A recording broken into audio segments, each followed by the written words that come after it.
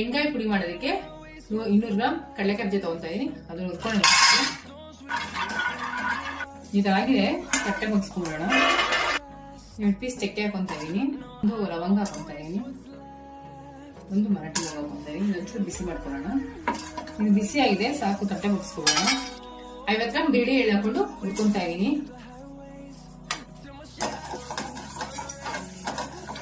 ಒಂಚೂರು ಕೆಂಪು ಆಗಂಗೆ ಹುರ್ಕೋಬೇಕು. ಇದಾಗಿದೆ. ಇವಾಗ ಒಂದು ತಟ್ಟೆ ಮುಗಿಸ್ಕೊಂಡ್ಬೇಡ.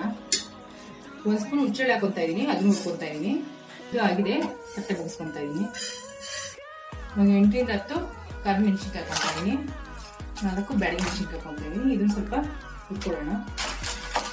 ಯಾವುದಕ್ಕೂ ಎಣ್ಣೆ ಬೆಳೆಸ್ತಿಲ್ಲ, ಇಲ್ಲ ಡ್ರೈ ರೋಸ್ಟ್ ಮಾಡ್ಕೊಳ್ಳೋದು ಅಷ್ಟೇ. ಸಾಕು, ಫ್ರೈ ಆಗಿದೆ. ಸ್ಟವ್ ಆಫ್ ಮಾಡ್ಕೊಂಬೇಡ. ಇವಾಗ ಎಣ್ಣೆಗೆ ಪುಡಿ ಮಾಡ್ಕೊಂಬೇಡ. ಅವಾಗಲೇ ಕಡಲೆಕಾಯಿ ಬೀಜ ಹುರಿದಿಟ್ಕೊಂಡ್ಮೇಲೆ ಅದನ್ನ ಹಾಕೊಂತ ಇದೀನಿ ಮಿಕ್ಸಿಗೆ.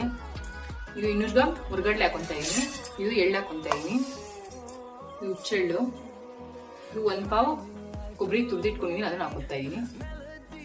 ಗೋಲಿಗಾದಷ್ಟು ಹುಣಸೆಹಣ್ಣು. ಇದನ್ನ ಬಿಸಿಲಲ್ಲಿಟ್ಟು ಸ್ವಲ್ಪ ಡ್ರೈ ಮಾಡ್ಕೊಂಡಿದೀನಿ. ನೀವು ಇಟ್ಕೊಂಡು ಹಿಂಗೆ ಡ್ರೈ ಮಾಡ್ಕೋಬೇಕು.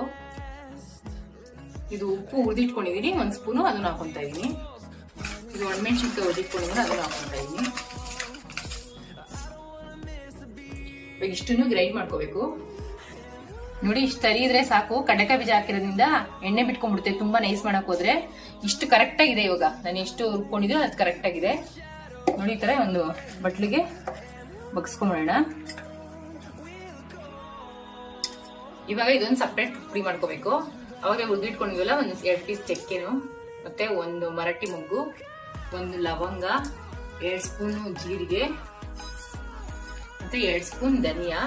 ಇದು ಅದ್ರ ಜೊತೆ ಮಿಕ್ಸ್ ಮಾಡ್ಕೊಂಡ್ರೆ ಕಡಲೆಕಾಯಿ ಬೀಜ ಎಣ್ಣೆ ಬಿಡೋದ್ರಿಂದ ಎಲ್ಲ ಒಂಥರ ಮೆತ್ತಗಾಗ್ಬಿಡುತ್ತೆ. ಅದಕ್ಕೋಸ್ಕರ ಈಗ ಸಪ್ರೇಟ್ ಆಗಿ ಪುಡಿ ಮಾಡ್ಕೊಂಡು ಆಮೇಲೆ ಮಿಕ್ಸ್ ಮಾಡ್ಕೋಬೇಕು. ನೋಡಿ, ಈ ತರ ಪುಡಿ ಮಾಡಿ ಇಟ್ಕೊಂಡಿದೀನಿ. ಇವಾಗ ಇದಕ್ಕೆ ಮಿಕ್ಸ್ ಮಾಡ್ಕೊಳ್ಳೋಣ. ನೋಡಿ, ಈ ತರ ಪುಡಿ ಮಾಡಿ ಇಟ್ಕೊಂಡ್ಬಿಟ್ರೆ ನೀವು ಯಾವಾಗ ಬೇಕಾದ್ರೆ ಎಣ್ಣೆ ಮಾಡ್ಕೊಂಡು ತಿನ್ಬೋದು.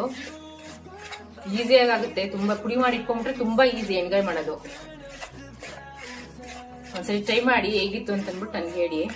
ನೋಡಿ, ಇವಾಗ ಪುಡಿ ರೆಡಿ ಆಗಿದೆ.